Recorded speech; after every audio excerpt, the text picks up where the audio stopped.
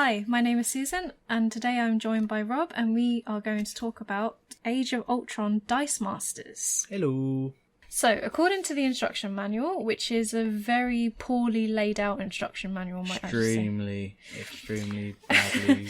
In Marvel Dicemasters, Age of Ultron, two players take on the role of masterminds, directing the actions of a team of powerful superheroes, represented by dice, to battle each other. Each turn you roll your dice to see what resources you have available, you buy more dice, you send your team members into the field, and then you strike at the enemy mastermind. Reduce the opposing mastermind's life to 0 and save the day. It's a trading card game with dice. If you ever played the Pokemon trading card game or Magic, Magic's probably the closest to it, then you'd probably get right in with this game. So what basically happens is that this game is a two-player game, and you will each have a selection of characters with associated dice next to them. You start off with a base set of 8 dice, was it? 8 blank dice, which they contain energy. They contain energy, so you got 6 sides of the dice. They have, I think it was 5 different kinds of energy. And minions. Which sidekicks, actually, is the technical term. Sidekicks, minions, whatever. They're pawns from a chessboard. So basically what you will do is, at the beginning of your turn, you will take 4 of the dice, you will roll them, and if they come up as energy, you can use energy to buy character dice, which you can recruit into your team, as it were. Or you can roll minions, or sidekicks, and then use them as cannon fodder. Essentially.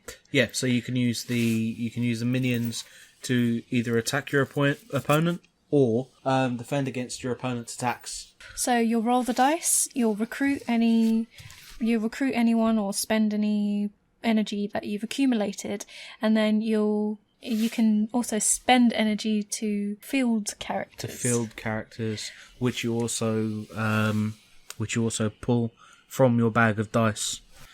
It sounds a lot more complicated than it is. And I think that was part of the problem, because when somebody was explaining this to me, it sounds daft. I thought, what the hell? I'm not going to understand how to play this. Can you just let me roll some dice? The idea behind the game really is to have a set of cards with abilities that suit your playstyle to help you defeat your enemy or your opponent. Because when you recruit characters and then you field those characters, you spend energy to field those characters, you can then choose to use those characters to attack. And each character has an attack and a defend score. Obviously, you're trying to knock down your opponent's HP, so you can start at 10, 15 or 20 HP depending on how long you want this game to go on for. There are a lot of other bits and pieces that the game involves, which I don't think would be too beneficial to go into here, such as like the KO mechanic and then moving your dice down to prep areas, reserve pools, all those kind of things. So basically just roll, recruit, attack if necessary are the only basic steps you kind of need to remember. The one that we played and the one that we're talking about is Age of Ultron.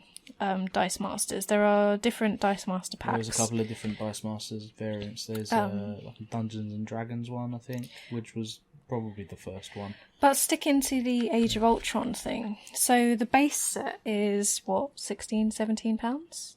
Yeah, and that's for the basic 2-player game. And you can get booster packs. They run you about £1, 90p, £1.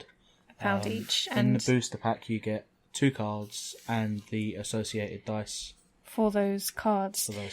See, this is where I always get a bit kind of iffy, because I prefer games that are complete. I'm not really a collector. You pay your £40-50 and that's done. There's all your cards. If you want to buy expansion packs, that's another £20. You just get the cards. You don't need a board.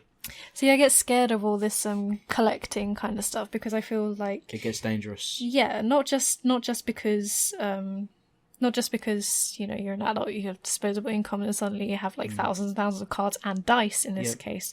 But I also feel like sometimes that kind of thing skews the playing field towards the person who can afford to spend the most money. Yep. So it essentially becomes a pay-to-win game.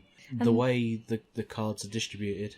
And it's the same in any other trading card game. You have your rares, you have your uncommons and your commons. So I think the way it works out is in every, they call them a gravity feeder box, so there's about 70 booster packs, I think it was, in a gravity fed box, and 1 or 2 rare cards with their dice are in there. So that run you back about £70. And the thing to remember as well is that on each card there is a little thing like scribbled, a number. Number of.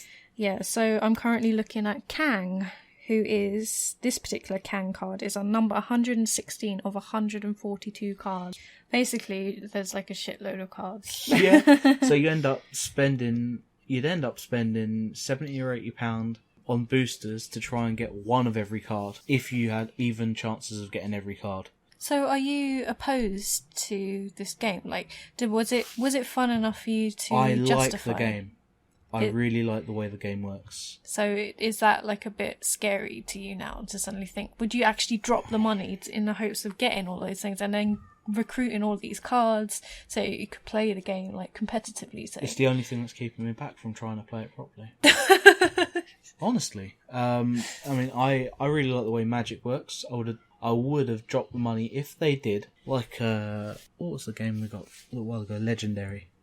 If they set it up like as you described earlier, you drop the money and there's all your cards.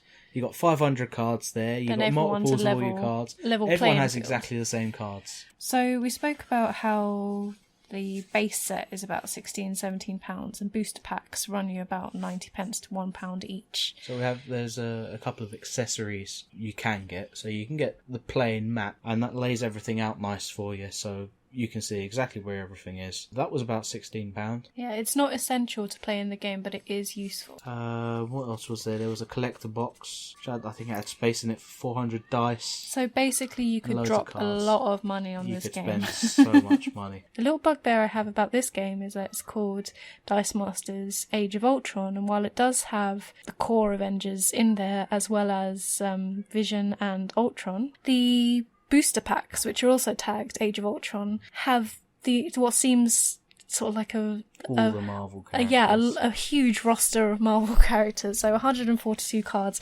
including obscure ones like Kang. Random shield agent at level 6. And Scarlet Witch is in there. Ultron drones. Wonder Man. And Hyperion. also Star-Lord.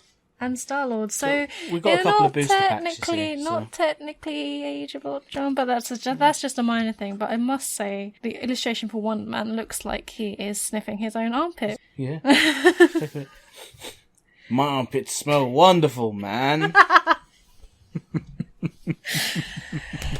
Okay, just to wrap up, so who would enjoy this game? Anyone that's played any sort of TCG or dice combat games? Anyone who likes the Avengers, because everyone's all up in that Marvel at the moment. All up in that Marvel. Including me. And if you really like dice or collectors, and if you have disposable income or a considerable amount of restraint. Dicemasters Age of Ultron. The designers are Mike Elliott and Eric M. Lang. Publisher is WizKids. The mechanic is dice rolling / deck building. Number of players is 2. And the length of the game... officially 15 minutes per game, but we had one game at 10 and another game that lasted just a touch over 30 minutes. And the complexity is medium. Thanks for listening, and you can check out more at www.readyup.net.